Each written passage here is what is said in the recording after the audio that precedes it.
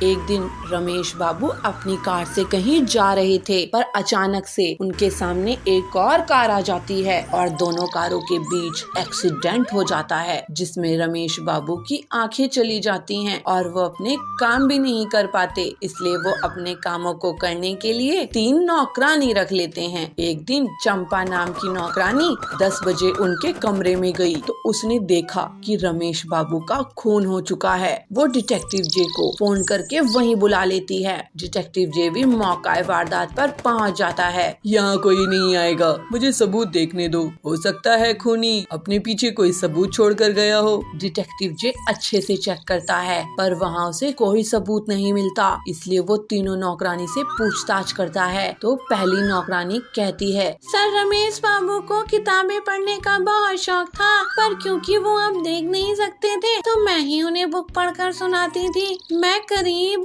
सुबह 9:30 बजे उनके कमरे में आई थी। वो उसी समय उठे थे पर उनकी सर तबीयत कुछ ठीक नहीं लग रही थी। डिटेक्टिव जे ने दूसरी वाली नौकरानी से पूछा तो वो बताती है, सर को वॉक करना बहुत अच्छा लगता है तो मैं सुबह सुबह सर को गार्डन में वॉक करने के लिए ले गई थी। फिर अपने काम में मैं लग गई। मुझे नहीं पता खून किसने किया है, मैं तो बेगुनाह हूँ सर। डिटेक्टिव जे ने तीसरी वाली नौकरानी से पूछा तो वो बताती है, मैं तो खाना बनाती हूँ। मैं तो सुबह 10 बजे जब सर के कमरे में चाय लेकर गई तो देखा उनका खून हो चुका था। वैसे सर चाय के बिना बेड से उठते नहीं हैं, उनको चाय सबसे पहले चाहिए होती है। डिटेक्टिव जे तीनों की बातों को ध्यान से सुनता है तो समझ जाता है कि इन तीनों में से झूठ कौन बोल रहा है। क्या आप बता सकते हैं कि कौन झूठ बोल रहा है? सोचिए और बताइए।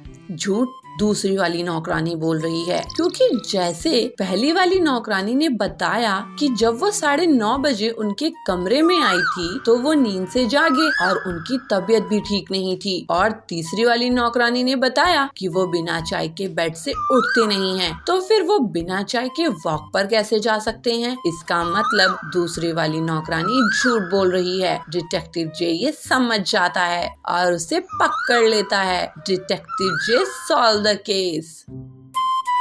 बंटी एक बहुत ही होशियार मिस्त्री था। इंजीनियर्स भी उससे घर बनाने के पहले सलाह मशवरा करते थे।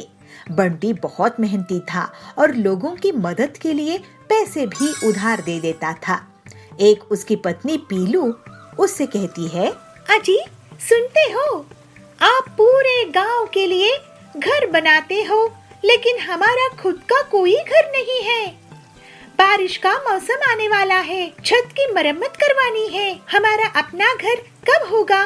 कभी सोचे हो? वो टिल्लू कितनी जल्दी से अपना घर बना लिया, जबकि उसको आपके जितना भी काम नहीं आता है। अरे पीलू, क्यों दूसरों की तरक्की देखकर जल रही हो? बारिश के मौसम के लिए मैं तैयारी कर लूँगा और एक दिन हमारा भी अपना घर होगा। तुम इतना मत सोचो। फिर बंटी अपने दोस्त हरिया को, जो कि ईंट सप्लायर था, उसको सारी बात बताता है। हरिया भाई, तुम मुझे मेरे घर की मरम्मत के लिए ईंट कितने में दोगे?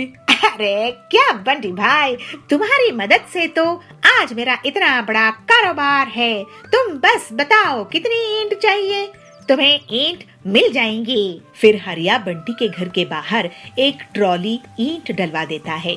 उस रात जब बंटी और पीलू सो रहे थे तभी बंटी को कुछ आवाज आती है, लेकिन जब वो बाहर आता है तो उसे कोई नहीं दिखता। सुबह उठने पर वो ईंटों को गिनता है तो पता है कि कुछ ईंटें कम हो गई थी। अरे लगता है कोई ईंटों को चुरा ले गया है। कौन हो सकता है जी?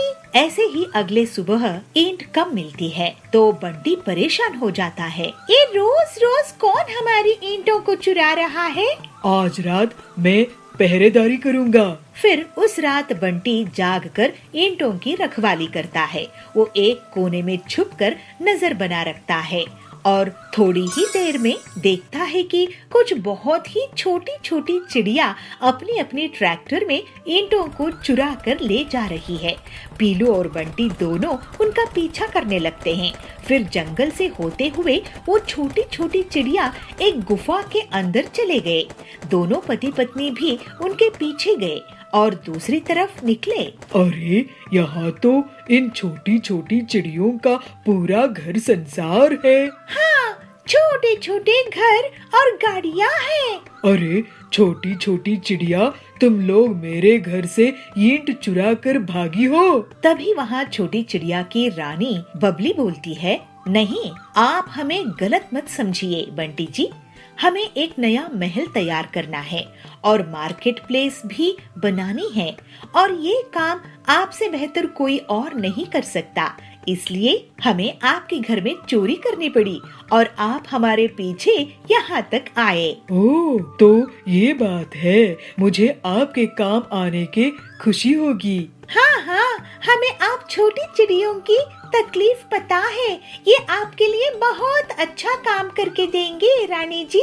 फिर बंटी बहुत खूबसूरती से रानी का महल और मार्केट की जगह तैयार कर देता है। छोटी छोटी बिल्डिंग्स होती है और मिनी पेट्रोल पंप होते हैं, मिनी ट्रैक्टर्स। इसी बीच पीलू और रानी की अच्छी दोस्ती हो जाती है। बंटी जी, आप कमाल के कलाकार हो और आपकी सहायता से पूरा राज्य बहुत सुंदर दिख रहा है।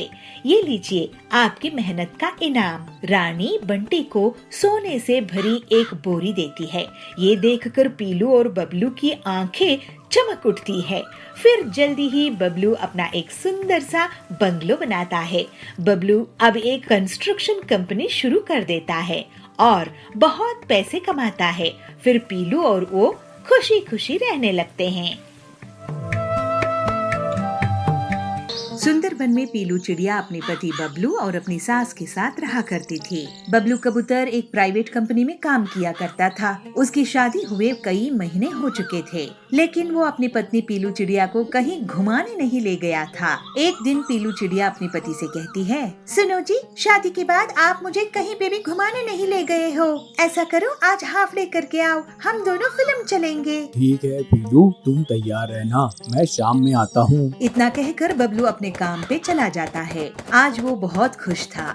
हाफ टाइम की छुट्टी लेकर जब वो घर लौट रहा था तो उसे हरिया काका फूल बेचते हुए दिखाई देते हैं। वो उनके पास जाता है। अरे वाह, कितने सुंदर सुंदर फूल। मैं आज पीलू के लिए फूल लेकर जाता हूँ, वो बहुत खुश होगी।